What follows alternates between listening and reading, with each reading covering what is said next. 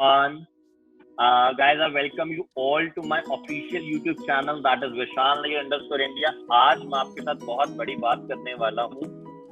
What I've always wanted to do that. आज हम एक नया बैच की लॉन्च कर रहे हैं बेटा. उस बैच का नाम है प्रयास बैच.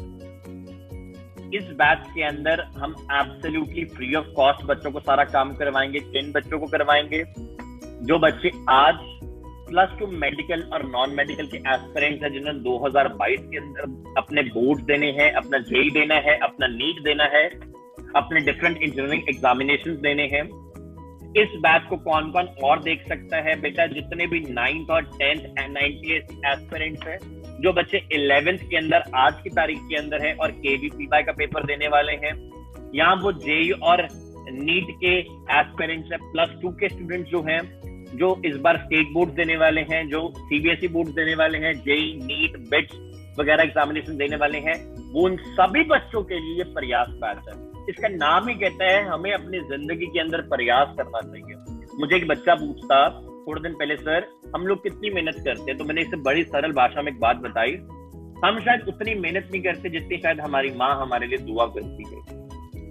हमारी माता जी हमारे लिए कितना दुआ करते हैं, हमारी मदर हमारे लिए कितना प्रे करती है. सुबह खाने बनाने टाइम, रात को सोने वक्त, दोपहर में, हमेशा हमारे मदर एंड फादर हमारे लिए बहुत सारी प्रे करते हैं. और उस परमात्मा को याद करके मुझे हमेशा ये लगता है कि शायद मुझे अपनी जिंदगी के अंदर अभी और प्रयास करना है, अभी और मेहनत करनी है, अभी और टारगेट सेट करनी है. इसी तरह आप इस ऑनलाइन कोविड में होते हुए आपको अपनी जिंदगी के अंदर तब तक प्रयास करना है जब तक आप अपनी जिंदगी के अंदर टूट नहीं जाते. एक और स्टूडेंट मुझे मेल लिखता है, सर मैं बहुत जल्दी थक जाता हूँ. तो मैंने उस बच्चे को मेल में जवाब दिया, तो आपको भी देता हूँ. हम तब तक नहीं थकते जब तक हम बेड पे बैठे और साथ में सो जाएं. हमारी बॉडी तब तक काम कर सकती है जब तक हम बेड पे बैठ जाएं और साथ ही साथ हम वहां पे ही लेट जाएं. हमें पता ना हो हम चेयर पे सो रहे हैं, हम काउच पे सो रहे हैं, हम बेड पे सो रहे हैं, जहां बैठे वहीं सो जाए. That is called the real tiredness. हल्का सा बॉडी में पेन हुआ, हम कहते हैं हम बीमार हैं, हम पढ़ नहीं सकते. नहीं, हमारे माँ बाप किसी बहाने के बिना, किसी एक्सक्यूज के बिना दिन रात दिन हमारे लिए मेहनत करते हैं. हमेशा अपने माइंड में प्लानिंग करते हैं कैसे मैंने अपने बच्चों को जिंदगी बढ़िया देनी है.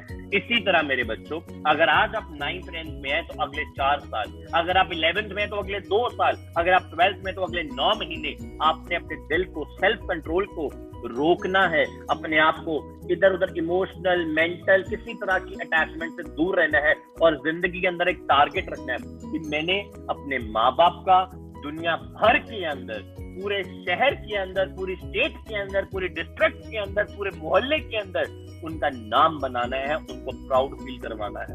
आप सोचो वो मूवमेंट जब आपके माँ बाप सबको फोन करके ये कहेंगे कि मेरे बच्चे के कितने XYZ नंबर आए. अगर अच्छे नंबर आए, नहीं तो रिजल्ट वाले दिन उनका मुंह बेटा लटका होगा. ये आपकी मेहनत के ऊपर, ये आपके प्रयास के ऊपर डिपेंड करता है. आपने अपने पेरेंट्स का, अपने भाई बहन का, या उनको खुशी खुशी एक्सप्रेस करने देनी है उनके परसेंटेज नंबर जेई में, नीट में, बोर्ड में, कि क्या आपने रोते रोते अपने उनका फेस लटका के आपने उनकी बेइज्जती करवानी है. ये टोटली आप पे निर्भर करता है. इसी मेहनत को लेके, इसी प्रयास को लेके कि आप अपने माँ बाप का नाम रोशन करेंगे, मैं एक नया बैच लाया हूँ जिसका नाम, जैसे मैंने बताया, प्रयास बैच है. Exclusively for the 12th medical and non medical aspirant. Yes, but the children of 9th and 10th who have a future plan of going into the NTSC or JEE or NEET, they can also go for that. 11th students who are appearing for the KVPY in January or the medical non-medical, they can also visit. 12th के लिए तो compulsory है. अब इस batch की थोड़ी सी मैं description दे दूं. जैसे मैंने बताया, इसका 1 रुपया नहीं है. तो इस बैच का मुझे क्या प्रॉफिट मिलेगा? कोई प्रॉफिट नहीं है. It is 0 profit. Yes, since my mother always wanted and I always wanted that we wanted to give back to society. Society ने इतना प्यार दिया. शायद मेरी इतनी औकात नहीं थी, मेरा इतना स्टेटस नहीं था कि मैं आज इस लेवल पे विजन को लेके जा सकते एक दुनिया भर के स्तर पे. हमारा इतना नहीं था. हमने छोटे से कमरे से, जो हमारा ड्राइंग रूम था, उसमें चेयर्स लगा के पढ़ाना स्टार्ट किया. आज उस परमात्मा की दया से, अपने माँ बाप के आशीर्वाद से, बड़े भाई बड़े बहनों के प्यार मोहब्बत से, अपने प्रयास से आज हम यहाँ तक पहुंचे. तो ये मेरा एक नैतिक धर्म है कि मैं दुनिया में अपने, जो अगर मुझे कुछ परमात्मा ने गुण दिया पढ़ाने का, तो मैं दुनिया तक फैलाऊं. इस प्रयास बैच में बेटा हफ्ते के अंदर 3 दिन आपको लेक्चर वीडियोस पूरे मिलेंगे। वो लेक्चर वीडियोस कब कब मिलेंगे? मंडे मिलेगा बेटा, वेडनेसडे मिलेगा, सैटरडे मिलेगा, हर रात रोज 9 बजे मेरे यूट्यूब चैनल के ऊपर। इन वीडियोस को देख के इस बात की मैं 100% गारंटी देता हूँ, आपके स्टेट बोर्ड में 100, आपके जेई नीट में अगर 180 का पेपर है तो 170 प्लस मार्क्स आ सके होंगे इस लेक्चर को देखने के बाद। इस बात की मैं 100% गारंटी देता हूँ। ठीक है, तो ज्यादा बात ना करते हुए बेटा आज हम फर्स्ट जो इस प्रयास बैच में लेक्चर स्टार्ट करेंगे बच्चा लोग, वो है हमारा बेटा किसका है? विल स्टार्ट विद मेरे बच्चे इलेक्ट्रोकेमिस्ट्री का। आइए बच्चों इलेक्ट्रोकेमिस्ट्री का करते हैं, क्योंकि इलेक्ट्रोकेमिस्ट्री मेरा मानना है एक बहुत इंपॉर्टेंट चैप्टर है। चाहे आप किसी भी क्लास में, इलेक्ट्रोकेमिस्ट्री बहुत ही इंपॉर्टेंट चैप्टर माना जाता है बेटा। क्यों माना जाता है? क्योंकि इलेक्ट्रोकेमिस्ट्री के अंदर बड़े सवाल बनते हैं, और मैं चाहता हूं कि अगर इलेक्ट्रोकेमिस्ट्री के अंदर इतने सवाल बनते हैं तो सबसे पहले इस चैप्टर को पकड़ना चाहिए जिसके इतने सवाल बने। तो आइए बच्चा इलेक्ट्रोकेमिस्ट्री करते हैं। आइए जी करें इलेक्ट्रोकेमिस्ट्री। ठीक है, इलेक्ट्रोकेमिस्ट्री के अंदर बहुत सारे ऑब्जेक्टिव सवाल बनेंगे, तो हम सारे के सारे वो सवाल अभी करेंगे। ठीक है बच्चा, आइए जी। तो बेटा आपने याद रखना है सबसे पहले electrochemistry, it is the branch of chemistry, it is the branch of, or I should say it is the branch of physical chemistry that deals with, हर लफ्ज को ध्यान से देखना है, that deals with the interdependence of chemical energy and electrical energy, with the interdependence of electrical and chemical energy। इन दोनों का आपस में एक सिम्बायोटिक रिलेशनशिप चलता है। किन दोनों का? आपने इस बात को याद रखना है, इंटरडिपेंडेंस रिलेशनशिप चलता है किसका? इलेक्ट्रिकल एनर्जी का और केमिकल एनर्जी का। इस बात में आपका भूलना नहीं है। ठीक है, इन दोनों का चलता है, आराम से समझना है। अब मैं अगर इलेक्ट्रोकेमिस्ट्री करूं, ये ब्रॉडली डिवाइडेड इन 2 कैटेगरीज होता है। अगर मैं इलेक्ट्रोकेमिस्ट्री की थोड़ी और परिभाषा को इजी में बनाऊं, बिकॉज इस चैप्टर में मैंने आपको ज्यादा कम थ्योरेटिकल और ज्यादा प्रैक्टिकल काम करवाना है। कैसे प्रैक्टिकल? फ्लो चार्ट की फॉर्म में, डायग्राम्स की फॉर्म में, ताकि जिंदगी के अंदर आपको कभी समझने में मुश्किल नहीं आएगी। तो इलेक्ट्रोकेमिस्ट्री में 2 बेसिकली कैटेगरीज होती है। ये चैप्टर 2 कैटेगरीज में डिवाइड होता है। पहले को मैं कहता हूं, जब हम प्रोडक्शन करते हैं केमिकल चेंज का, production of chemical change by the electrical energy, by the electrical energy, ये पहला हो गया। सेकंड होता है, इसको मैं किसी किताबों में कुछ भाषा में लिखा होता है, it is the phenomena of electrolysis. Also छोटी क्लासेस में आपने पढ़ के आए हो 8th 9th 10th में, इसको मैं इलेक्ट्रोलाइसिस भी कहता हूं। और ये भाई या दूसरी जगह क्या होता है? Conversion of chemical energy into electrical energy. इस बात को समझना है, यहां केमिकल को इलेक्ट्रिकल में कन्वर्ट करना है। वही कैटेगरीज है, हम दोनों को एक एक करके पढ़ेंगे, बहुत ज्यादा मजा आएगा पढ़ने में। ठीक है, आइए जी। तो सबसे पहले हम स्टार्ट करते हैं बच्चा लोग हेडिंग से। उस हेडिंग का नाम है इलेक्ट्रोकेमिकल सेल्स। Electrochemical cells. मैं बेटा किसी किताब को फॉलो नहीं करूंगा, मैं एक अपना स्टडी मटेरियल आपको प्रोवाइड कर रहा हूं। कि किसी किताब में ऐसा नहीं होगा, किसी का आगे किसी का पीछे होगा, मैं अपने सिस्टम से चलूंगा। ठीक है, तो जब मैं इलेक्ट्रोकेमिकल सेल्स की डेफिनेशन पहले लिखूं बोर्ड्स के लिए, तो लिखिए it is defined as a system, it is defined as a system consisting of 2 metallic electrodes, of 2 metallic electrodes, 2 metallic electrodes। ये आपको बात समझनी है, अच्छे समझनी है ये बातें, कि इन बातों पे ही सारा सवाल निकलना है।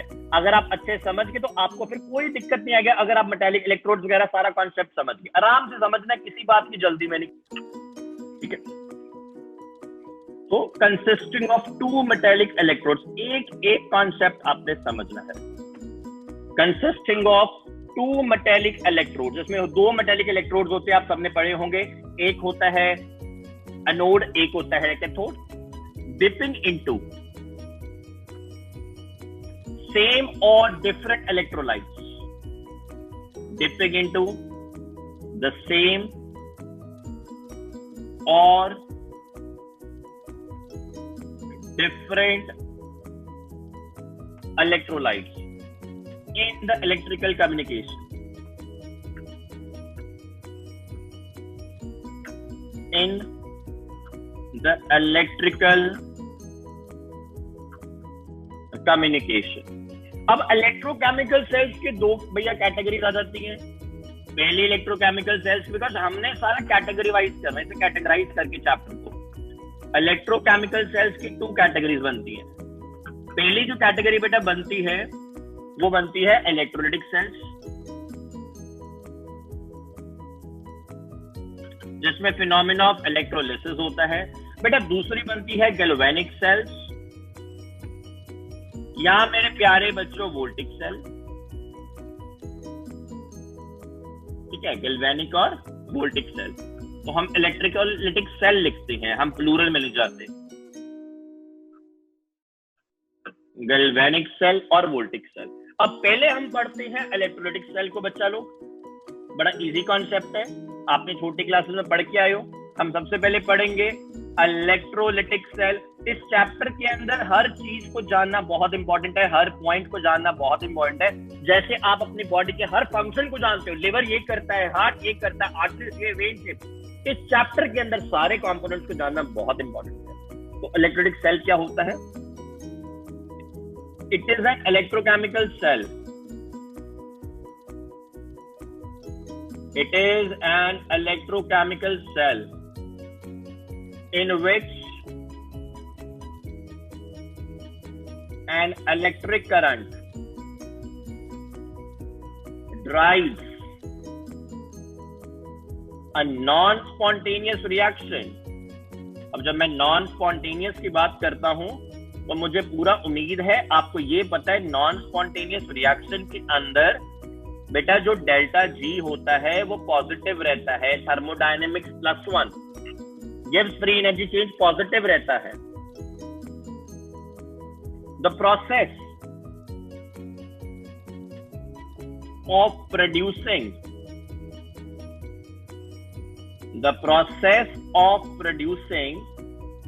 the electrical change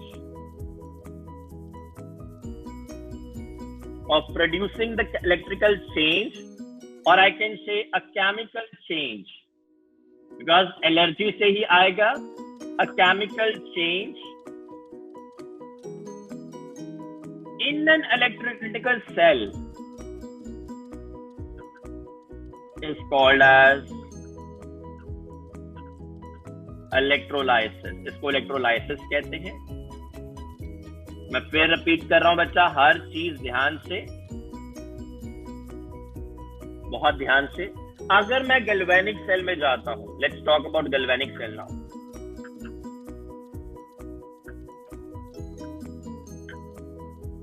गैल्वेनिक और वोल्टिक सेल, आइए जी। It is an electrochemical cell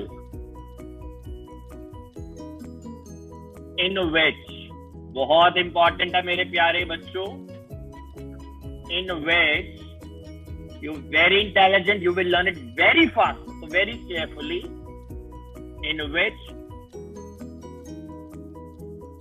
a spontaneous reaction generates an electric current।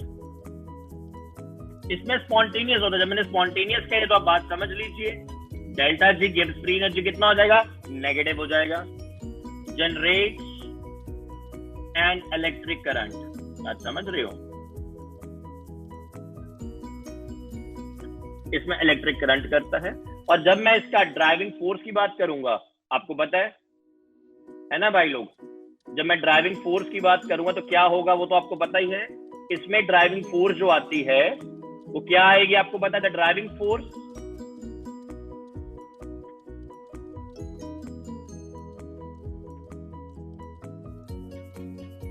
in a voltaic cell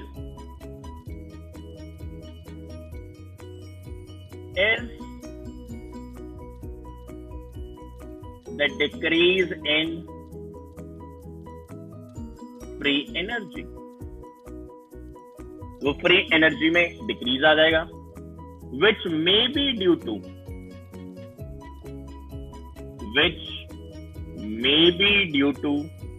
chemical or physical change, which may be due to chemical or a physical change. मेरी बात समझ रहे हो? तो यहां से मेरे पास दो तरह के सेल्स आ जाएंगे। गैल्वेनिक सेल्स के अंदर मैं डिवीजन कर सकता हूं।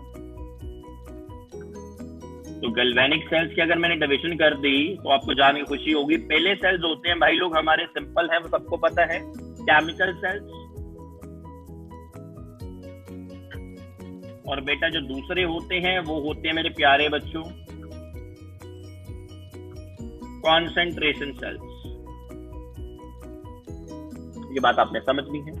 जब मैं केमिकल सेल की बात करता हूं तो मुझे याद आता है केमिकल सेल को कुछ किताबें, तो वहां बच्चे कंफ्यूज ना हो जाए, या कुछ लोग इसको फॉर्मेशन सेल्स भी कहते हैं। मेरी बात समझ रहे हो? इसको फॉर्मेशन सेल्स भी कहते हैं। तो क्या कहते हैं केमिकल और फॉर्मेशन सेल की, तो बात करते हैं। इस गैल्वेनिक सेल में the electrical energy is produced. Electrical energy is produced due to result of a chemical change. Due to chemical change inside the cell. Due to chemical change inside the cell. अगर मैं बेटा बात करता हूं concentration sales की, इसमें बहुत important है, इसमें इलेक्ट्रिकल एनर्जी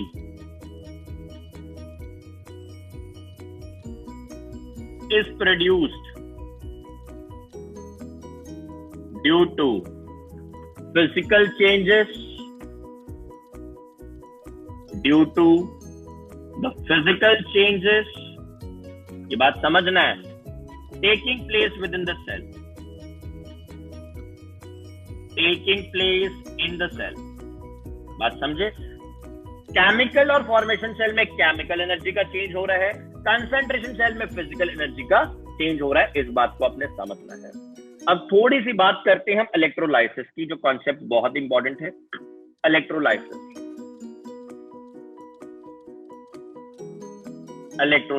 इसको थोड़ा इन डेप्थ पढ़ना पड़ेगा क्योंकि इसके ऊपर बहुत सारे सवाल आएंगे। तो लिखेंगे it is the phenomena, it is the phenomena of chemical decomposition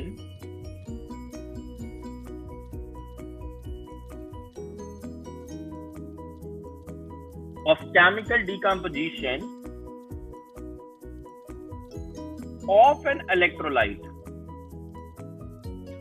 by the passage of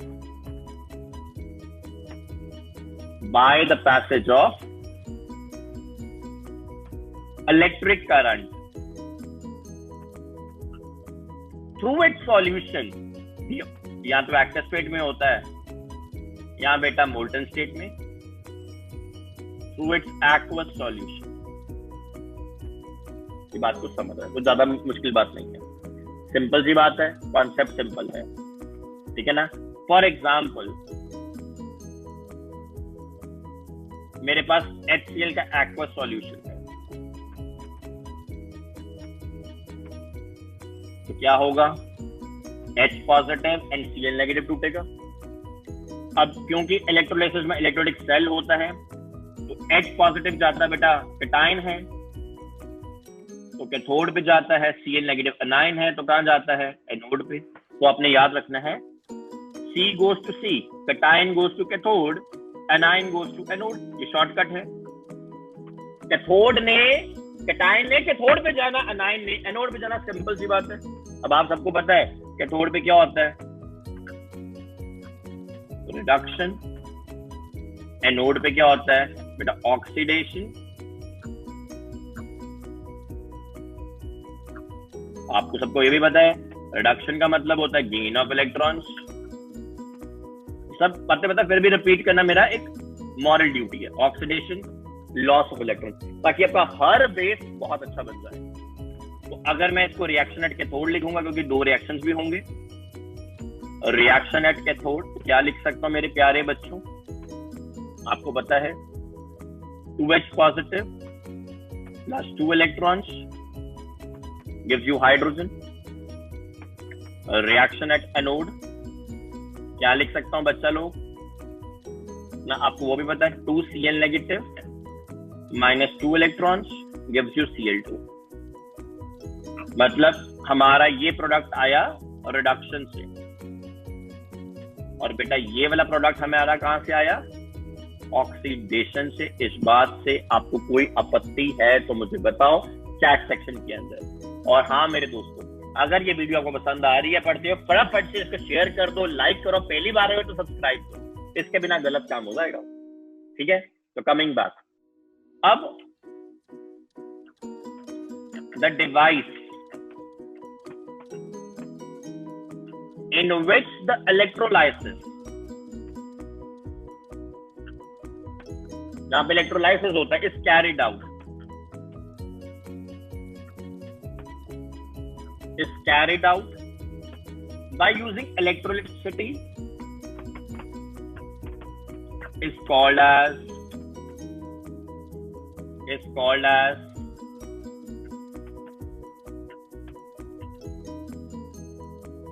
electrolytic cell।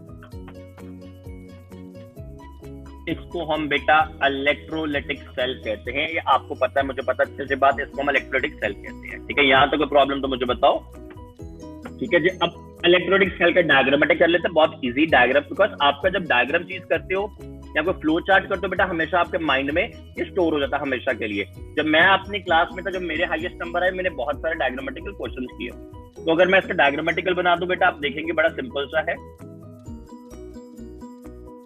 ये आपका एक सेटअप है, यहाँ पे आपने बनाया बेटा एक, ये एनोड बना दीजिए आप, यहां पे आप कैथोड बना दीजिए बेटा, इनको बैटरी लगेगी, एनोड हमेशा पॉजिटिव के साथ कनेक्ट होता है, कैथोड हमेशा नेगेटिव के साथ कनेक्ट होता है, ये बात आपको पता है।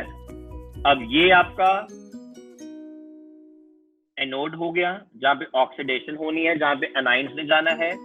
ये आपका कैथोड हो गया, जहां पे कैटाइंस ने जाना है, जहां पे रिडक्शन होनी है मेरे बड़े भाई, गेन ऑफ इलेक्ट्रॉन्स होना है, ठीक है। इस बात की कोई दिक्कत तो नहीं, ठीक है। ये दोनों को हम टुगेदर क्या कह सकते हैं, इन दोनों को कॉन्सेप्ट को, जैसे होता है एनोड और कैथोड को, दोनों क्या कहते हैं, इलेक्ट्रोड्स कहते हैं। और ये पूरा, अगर इसमें मैं थोड़ा थोड़ा इलेक्ट्रोलाइटिक सोल्यूशन डाल दूं,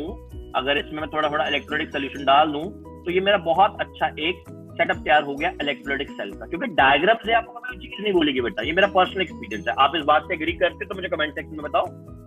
तो ये एक इलेक्ट्रोलिटिक सेल बन गया,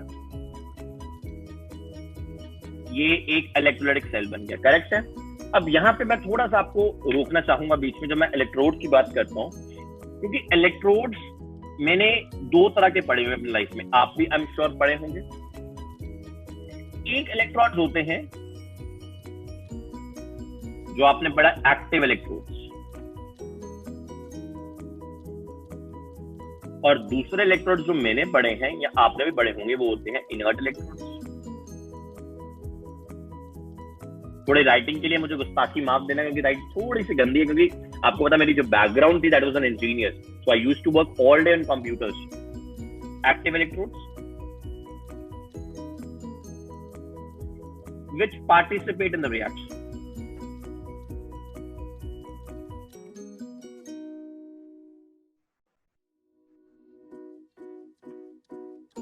inert electrodes,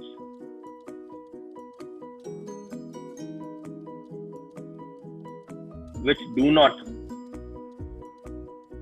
participate in reaction. I can say this. अगर मुझे कोई कहे यार एग्जाम्पल दे दो ना यार, मैं एग्जाम्पल भी दूंगा आपको, जरूर दूंगा, 100% दूंगा।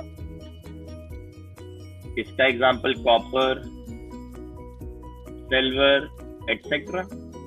इनर्ट इलेक्ट्रोड से एग्जांपल अगर मैं बात करूं बेटा, प्लैटिनम, ग्रेफाइट एटसेट्रा। ये अपने बात समझ में। तो सिंपल सी बात है, कोई मुश्किल बात नहीं है। इलेक्ट्रोड दो तरह की हैं, एक होता है एक्टिव, एक होता है एनोड। एक्टिव पार्टिसिपेट करता है, ठीक है ना, इसका बहुत बड़ा हाथ होता है प्रोडक्ट्स को फाइनल करने में। इनर्ट चुप करके बैठा रहता है, कुछ नहीं करता है, बड़ा इनर्ट इन नेचर है। जैसे ग्रेफाइट कार्बन के हो गया है ना, allotrope. Then you have platinum, but active में कॉपर, सिल्वर, ये सब कुछ भी आ सकता है, ठीक है। सिंपल सी बात है, कुछ इसमें ज्यादा बात नहीं है। अब हमारी नेक्स्ट जो कॉन्सेप्ट आता है बेटा इस इलेक्ट्रोलाइसिस की थ्योरी में, वो आता है पीएफटी। ये क्या होता है? That's called preferential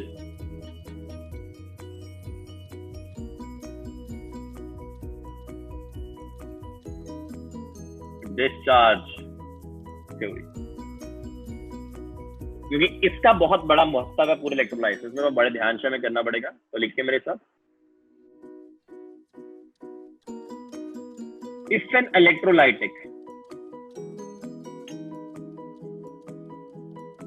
solution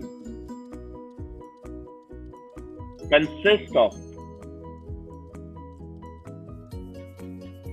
more than 2 ions, यार एक से ज्यादा हो गया है ना, एक से ज्यादा हो गया, and the electrolysis is done। ध्यान से बच्चा लोग जरा पूरी कंसंट्रेशन इसके अंदर, क्योंकि अगर आपने आज कंसंट्रेशन नहीं लगाई, ये टाइम आपके पास जिंदगी में वापस नहीं आएगा। ये टाइम इतना प्रीशियस है। इसलिए कोई भी अच्छा बिजनेसमैन, कोई भी हाई पेइंग जॉब एम्प्लॉय कभी भी अपना टाइम नहीं वेस्ट करते। ये टाइम बड़ा जुडिशली यूज कीजिए। अपना मोबाइल, अपना इंस्टाग्राम, अपना स्नैपचैट सब हटा दीजिए। अभी अपनी कंसंट्रेशन परमात्मा के साथ अलाइन करके आज मेरे लेक्चर में लगाइए, आप जिंदगी में नहीं मार खाएंगे। Electrolysis is done, it is observed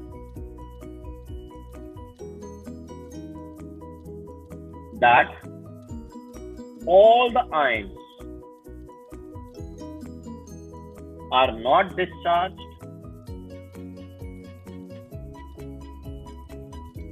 at the electrodes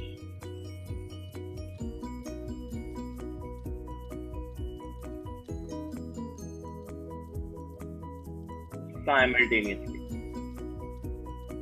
simultaneous नहीं होता, but yes certain ions are liberated, वो लिबरेट किए जाते हैं at the electrodes in preference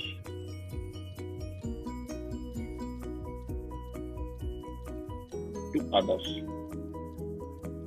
ये बात हमें समझनी है। तो कौन सा होता है? This is only explained bye, this concept is explained bye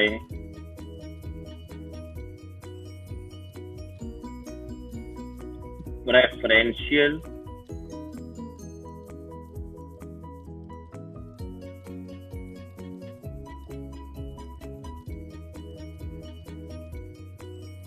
discharge theory. ये क्या कहता है? What does the theory state? आइए पढ़ते हैं।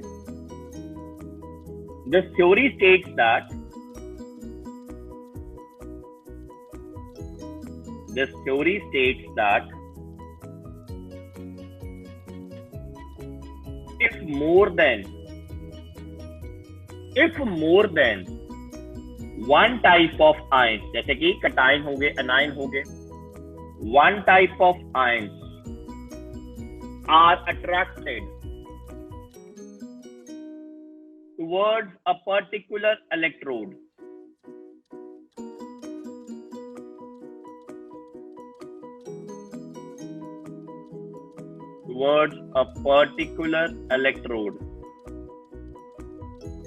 then the one discharged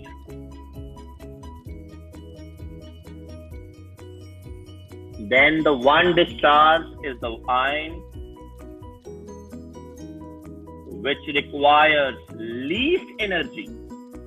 ये कॉन्सेप्ट कोई बच्चे को पता होता बेटा, आपने बहुत अच्छे से समझा कि किसी किताब में कॉन्सेप्ट नहीं लिखा. Which requires least energy, ये बात आपने समझना है. The potential at which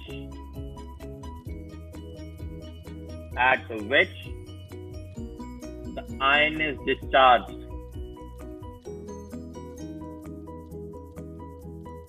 वो जिस पर डिस्चार्ज होता है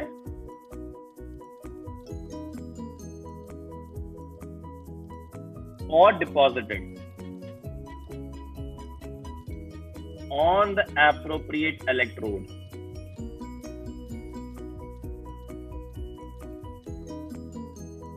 is termed as discharge potential. बेटा हर चीज आपने नोट्स बनाने हैं. is termed as discharge potential. दूसरी बात, अगर आपको इसके नोट्स चाहिए तो आप हमारे व्हाट्सएप नंबर में मैसेज कीजिए, आपको सारे प्रिंटेड नोट्स मिल जाएंगे. ठीक है, इसका कुछ एग्जांपल करते हैं. आइए इसके ऊपर, इस थ्योरी के ऊपर थोड़ा एक्सप्लेन करते हैं एग्जांपल्स के बेसिस पे. तो पहला एग्जांपल हम करते हैं बेटा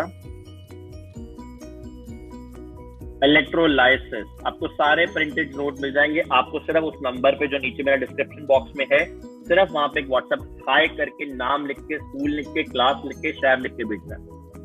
सारे नोट्स मिल जाएंगे. इलेक्ट्रोलाइसिस ऑफ, वो हमारा ऑफिशियल नंबर है, वहां पे आपके पास हमारे मैम आपको जवाब दे देंगे. Electrolysis of sodium chloride solution करें इसका. जब मैं सोडियम क्लोराइड का इलेक्ट्रोलाइसिस करूंगा तो मेरे पास कौन कौन होगा? एक NaCl होगा, Na positive plus Cl negative. अब क्योंकि सॉल्यूशन है तो बेटा पानी भी होगा,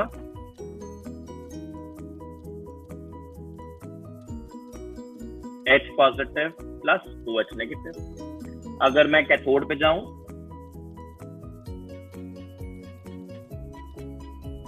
देखना पड़ेगा, क्योंकि मेरे पास कौन कौन आयन्स आ गए कैथोड के लिए. एक मेरे पास आ गया Na, एक मेरे पास आ गया H पॉजिटिव. अभी देखना पड़ेगा. अब याद आपको ये रखना है, मैं आपको ऑर्डर लिखवाऊंगा अभी. डिस्चार्ज पोटेंशियल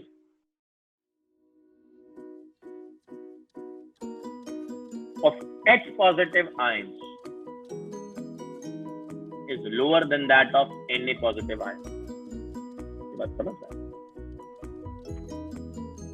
और अगर मैं करूं नेगेटिव में बात, तो उसका क्या है? उसमें जो एट एनोड, अगर कैथोड की बात करते हैं तो यहाँ पे क्या आ गया? 2H positive plus 2 electrons gives you hydrogen. बात समझ ली आपने? ठीक है. अगर मैं रिएक्शन एट एनोड की बात करूं, रिएक्शन एट एनोड की बात करूं, अब यहां पे क्या होगा?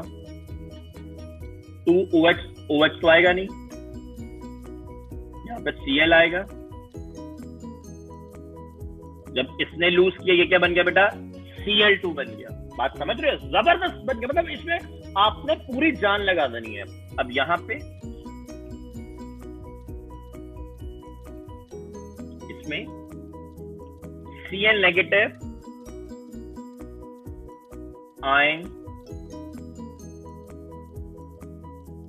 is discharged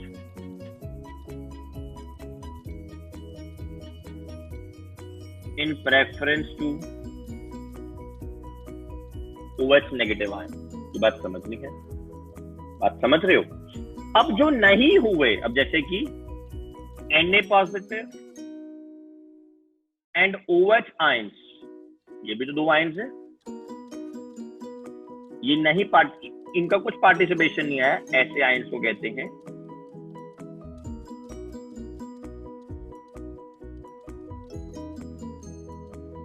spectator ions. Such ions which do not participate in the reaction are called as spectator ions. जैसे मैच देखने ऑडियंस आती है, विराट कोहली भाई साहब छक्का लगाया, उधर से बॉल डली इंग्लैंड में से, है ना, दोनों खेल रहे हैं, बात जो नहीं खेल रहा ऑडियंस, वो स्पेक्टेटर बन गई। बात समझ रहे हो? वर्ल्ड कप चैंपियनशिप आ रही है। सेकेंड एग्जाम्पल करते हैं बच्चा लोग, electrolysis of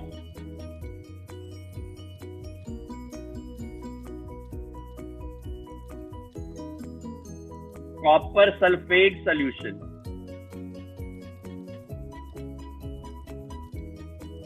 using platinum electrodes. और मैंने प्लैटिनम का कुछ सिखाया है। प्लैटिनम कौन होता है? इनर्ट इलेक्ट्रोड होता है।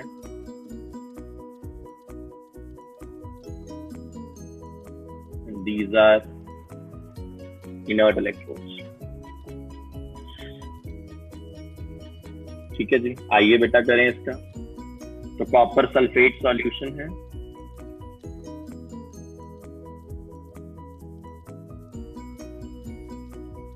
SO-24।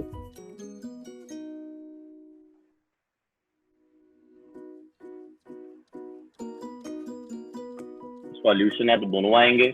अगर मैं रिएक्शन एट कैथोड करता हूं,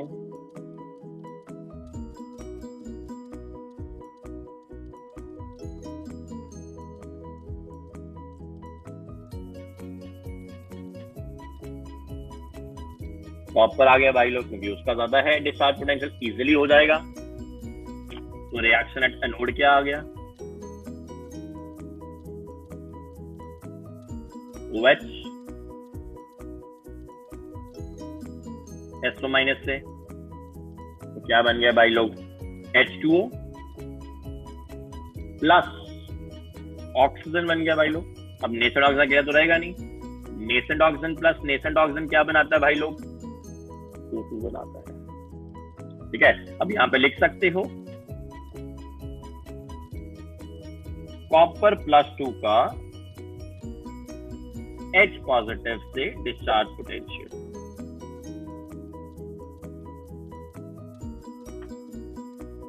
डिस्चार्ज पोटेंशियल कम था, बात समझ रहे हो?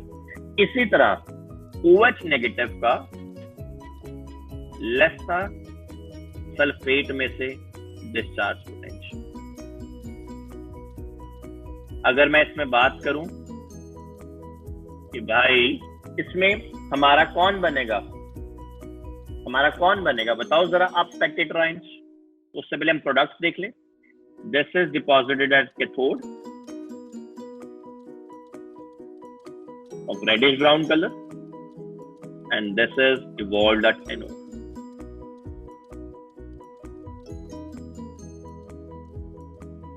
ठीक है, और अगर मैं स्पेक्टेटर आयंस की बात कर लूं तो कौन कौन आगे?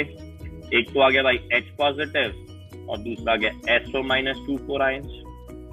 ये कौन बन गया? Spectator ions. बात लग गई समझ? These are the spectator ions. अब मैं करूंगा कॉपर सल्फेट का ही, हम करेंगे एक्टिव इलेक्ट्रोड्स के साथ, ताकि आपको एटलीस्ट डिफरेंस समझ आए कि इनका डिफरेंस क्या पड़ता है। आइए जी हम देखते हैं इनका कॉपर इलेक्ट्रोड्स का एक्टिव इलेक्ट्रोड्स के साथ। आइए जी, एक्टिव इलेक्ट्रोड्स में हम ले सकते हैं बेटा कॉपर के इलेक्ट्रोड्स। तो लिखिए बच्चा इलेक्ट्रोलाइसिस। नेक्स्ट केस हम लिख रहे हैं, थर्ड केस इलेक्ट्रोलाइसिस ऑफ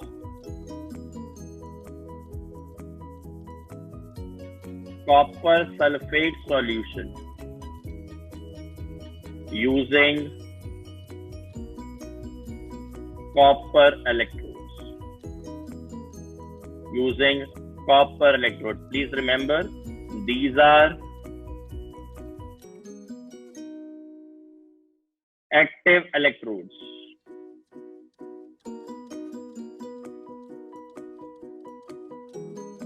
ये एक्टिव इलेक्ट्रोड्स है। ठीक है, यहां तक पहले कोई डाउट है इसको मैं फिर बताऊंगा। अगर कोई डाउट है मेरे से पूछो, no doubt you should have. और साथ ही साथ मुझे डाउट बताइए, और अगर डाउट हो तो मैं क्लियर करूं। दूसरी बात, मुझे कमेंट सेक्शन में बताते रहो फटाफट। कोई भी डाउट है तो मेरे से पूछो, डाउट पूरा क्लियर होना चाहिए, बिना डाउट के मजा नहीं आता। दूसरी बात मैं फिर बता रहा हूं, अगर आपने अभी तक इस वीडियो को लाइक नहीं किया और शेयर नहीं किया, गलत बात। प्रयास करो कि हमने दुनिया में नंबर 1 बनना। प्रयास, हिम्मत नहीं हार। ठीक है ना। प्रयास करने से जिंदगी में बड़े से बड़े मुश्किल हल हो जाती है। मुझे याद है मैं छोटा था, I was very small kid, when my mother said me something, कहते प्रयास करने से तो पत्थर में भी रोज पानी फेंको तो छेद हो जाता है पत्थर के अंदर। When you pour the water every day it has, उसके अंदर होल हो जाता है, उसके अंदर छेद हो जाता है। हम प्रयास करेंगे, हमने आईआईटी में जाना है, हम प्रयास करेंगे, हमने नीट में जाना है, हिम्मत नहीं हारेंगे, अपने आप को कभी डीमोटिवेट नहीं होने देंगे, उस परमात्मा का रोज मंथन करेंगे, उस परमात्मा को रोज मानेंगे। हे परमात्मा, हे सतम वाहिगुरु, कि तेरे आगे मैं झुकता हूँ, बट दुनिया के अंदर कोई और आदमी ना आए, कोई और इंसान ना आए जिसके आगे मैं झुकना पड़े, अपने माँ बाप और अपने बड़ों के आगे, बड़ों के अलावा। माँ बाप और बड़ों के अलावा मैं किसी के आगे में झुकने की नौबत न लाई। तेरा छोटा बेटा हूँ, तेरा छोटा बेटी हूँ, हिम्मत दे, प्रयास करूँ इस दुनिया के अंदर और नंबर 1 बनूं। हिम्मत रखा करो, प्रेयर किया करो अपने आप के साथ। ठीक है, लग गए समझ? तो आओ जी करें फिर आगे एक्टिव इलेक्ट्रोड का केस करते हैं। बेटा ये रिएक्शन बड़ा मजेदार होने वाला है, मजेदार आने वाला है। ठीक है, चलो आइए, इसमें क्या आएगा बेटा? कॉपर सल्फेट टूटेगा, सॉल्यूशन है, सॉल्यूशन का तो H2O आएगा।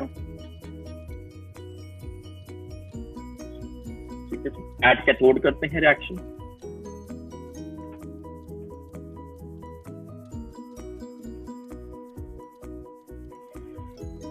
क्या आया?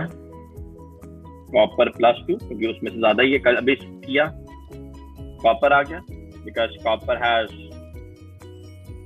डिस्चार्ज पोटेंशियल, कॉपर का कम है H पॉजिटिव से। ठीक है जी, कॉपर डिपॉजिट हो जाएगा, रेडिश ब्राउन कलर होगा। अब एनोड की बात करते हैं, एनोड बड़ा इंपॉर्टेंट है ना। आओ जी,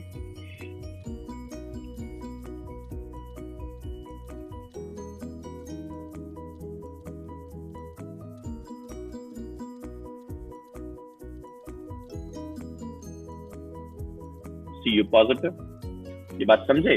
यहाँ पे this happened because of active electrodes.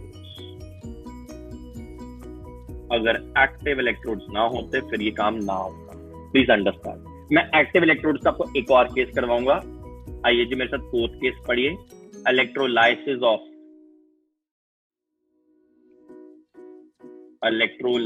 Of silver nitrate solution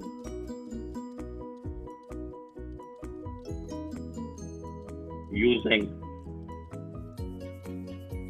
silver electrodes। अब सिल्वर इलेक्ट्रोड्स की बात करूं तो ये भी एक्टिव इलेक्ट्रोड्स है बेटा, these are एक्टिव इलेक्ट्रोड्स। ये बात आपको समझनी है। तो इसका ब्रेकडाउन करें तो क्या आता है? AgNO3 Ag positive plus NO-13, solution है H2O, ब्रेक करता है H positive plus OH negative. ठीक है भाई, सिंपल सा काम है। तो आइए इसका करते हैं रिएक्शन एट कैथोड। कैटायन जाएंगे इसमें, कैटायन में तो सिल्वर ही जाएगा क्योंकि सिल्वर का डिस्चार्ज पोटेंशियल कम होता है। अगर मैं रिएक्शन एट एनोड कर दूं उसमें क्योंकि एक्टिव इलेक्ट्रोड्स है, सिल्वर ही ऑक्सीडाइज हो जाएगा।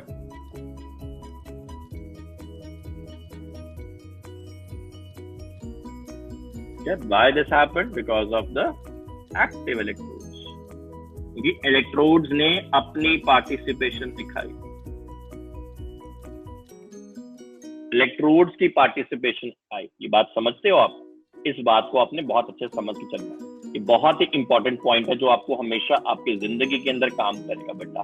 इस पॉइंट के बिना आप कहीं ना कहीं आके ब्रेक लाइट लग जाएगी। तो इसलिए मैं आपकी रिक्वेस्ट करूंगा हर पॉइंट को बहुत अच्छे से नोट करना है। ठीक है, अब याद ये रखना है कि पॉजिटिव के अंदर हमेशा डिस्चार्ज जो पोटेंशियल होता है it has to be lower, negative के अंदर भी कैथोड और एनोड पे रिस्पेक्टिवली। इस बात को आपने समझ के चलना है। ठीक है, यहां तक बेटा आज का मेरा पहला लेक्चर है। अगले लेक्चर के अंदर मैं आपको करवाने वाला हूँ फैराडेज लॉ ऑफ इलेक्ट्रोलाइसिस। नीचे डिस्क्रिप्शन बॉक्स में हमारा ऑफिशियल नंबर है जिसपे आप एक जस्ट व्हाट्सएप करके आपको हर एक नोट के अंदर और हमारे टेलीग्राम ग्रुप के अंदर हम आपको ज्वाइन करेंगे। I wish you all the best and जबरदस्त करना। अगली वीडियो बुधवार को रात को 9 बजे आपको मिलूंगा। Have a great day till that.